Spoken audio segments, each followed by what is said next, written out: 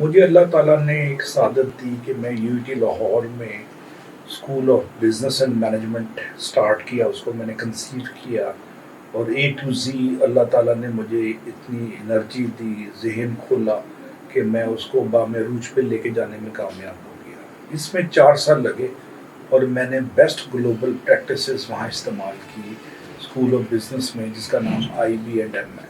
آج اس کو بنے ہوئے 12-14 سال ہو گئے ہیں۔ 2009 میں سٹارٹ کیا تھا اس کو، 4 سے 5 مہینے میں نے کنسیو کیا، پلاننگ کیا، ڈیزائن کیا اور مختلف نئے ڈگری پروگرام شروع کیے۔ میں اس کی کامیابی میں 6-8 ریزنز ہیں۔ میں صرف ایک آسپیکٹ کا ذکر کروں گا، وہ ہے میری آفس مینجمنٹ کا پیٹرن یا طرز حکمرانی کہہ لیں، گورننس کہہ لیں۔ مجھے ایک بہت بڑا دفتر دیا گیا، اس کا نام تھا ڈائریکٹرز آفس۔ میں نے اس کے باہر تھا ایک PA کا آفس، اور جہاں پہ PA بیٹھے گا اور کہے گا صاحب بزی ہیں یہ ہے، میں نے دروازے کھول دیے اور PA ختم کر دیا۔ پہلا میں نے انقلابی قدم یہ لیا، روایتی باتوں کو اس طرح توڑا میں نے UT کے اندر۔ دوسرا سٹیپ میں نے یہ لیا کہ اسی کے بڑے دفتر میں کانفرنس ہال کی طرح ٹیبلز لگوا دی 4، اور 2 سینئر میل فیکلٹی اور 2 فیمیل فیکلٹی میں نے اپنے دفتر میں ہی سامنے بٹھا لی، تاکہ مشاورت کے ذریعے ہم فیصلہ سازی کو تیزی سے کر سکیں۔ جب کوئی ایکیڈیمک کرائسس ہوتا تھا، HEC کی طرف سے کوئی کمپلائنس کے ایشو آتے تھے، تو ہم میٹنگ کال نہیں کرتے تھے، ہم اسی دفتر میں 4 سینئر فیکلٹی میرے ساتھ ڈائریکٹر کے طور پہ بیٹھ کے ہم اس پہ برین اسٹارمنگ کرتے تھے، اور باہمی مشاورت کے ذریعے ایک کنسنسس بلڈ کر لیتے تھے کہ اس کا وائبل ورکیبل سولوشن کیا ہے، اور 5 سے 10 منٹ میں، میکسیمم 30 منٹ میں ہم کسی بھی تعلیمی بحران کا جو کہ مرج ہو کے پھٹ سکتا تھا، ہم اس کا حل ڈھونڈ لیتے تھے۔ یہ میں نے اس لیے فیصلہ کیا کہ میرے پہ بھی چیک رہے، ان پہ بھی چیک رہے۔ اس کا فائدہ یہ ہوا کہ وہ سینئر فیکلٹی کا گپ کلچر، چائے پہ لمبی لمبی گفتگو اور لا یعنی اور بے حاصل ایشوز کو نان ایشوز کو ایشو بنا کے آؤٹ آف کانٹیکس دے کے جو چسکے لینے کا کانسیپٹ تھا، وہ بھی آہستہ آہستہ مر گیا۔ یہ UT کے اندر تجربے کو جب میں نے اس کو ایکسپیریمنٹ کیا، تو میں نے اس کو اوپن ڈور کر دیا۔ Any body can walk in my office without permission, there is no concept of permission. I was a public servant, اور میرا کام سروسز دینا تھا۔ تو میں نے کہا مجھے ڈائریکٹر نے کہا am service provider, ask me how can I assist you, facilitate you. اور موسٹلی ہمارا دفتر پیپر لیس تھا، اور اکثر و بیشتر ہم کام ای میل پہ یا واٹس ایپ کے ایکویولنٹ جو بھی چیزیں اس زمانے میں ٹیکنالوجی تھی، بلیک بیری پہ میں جواب دے دیتا تھا فوراً۔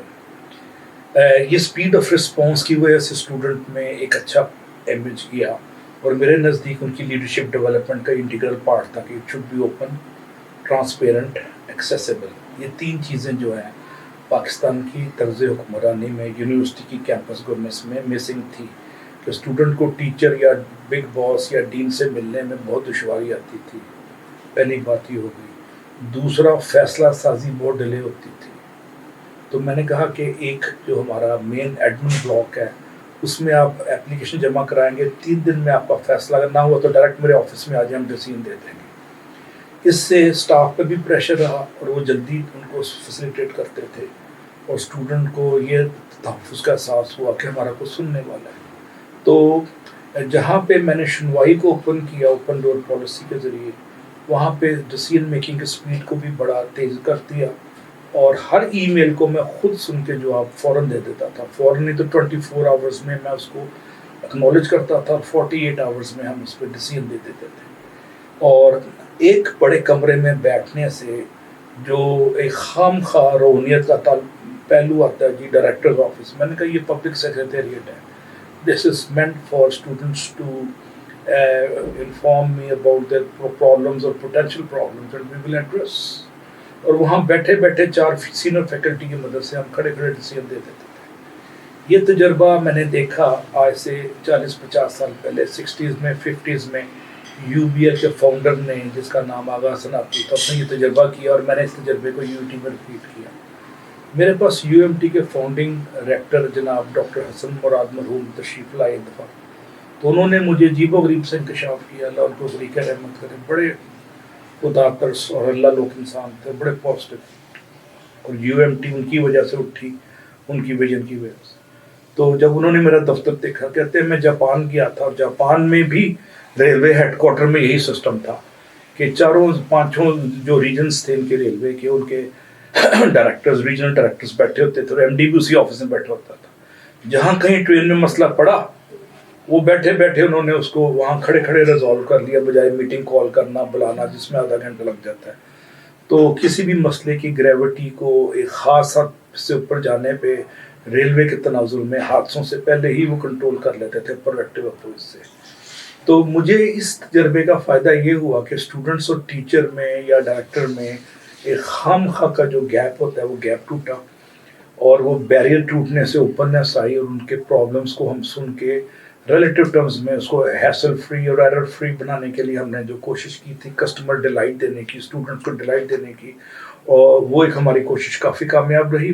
پلس اسٹوڈنٹس کی لیڈرشپ ڈیولپ ہوئی کہ کل کو وہ جب بڑی پوسٹ پہ آئیں گے، ڈائریکٹر بنیں گے، DC بنیں گے، SP بنیں گے، تو لوگوں کو سنیں گے، نہ کہ ایٹنگ اور میٹنگ۔ تو اس تجربے کے اثرات اوورال یہ آئے کہ ہماری ایڈمیشن کی گروتھ ایسے ہوئی، اور 26 یا 27 گنا گروتھ ہوئی IBM کی UT کے اندر 2009 سے 2014 تک۔ 1 ملین میں نے لون لیا تھا، اور 27-26 کروڑ 3 سال بعد ہم کما رہے تھے۔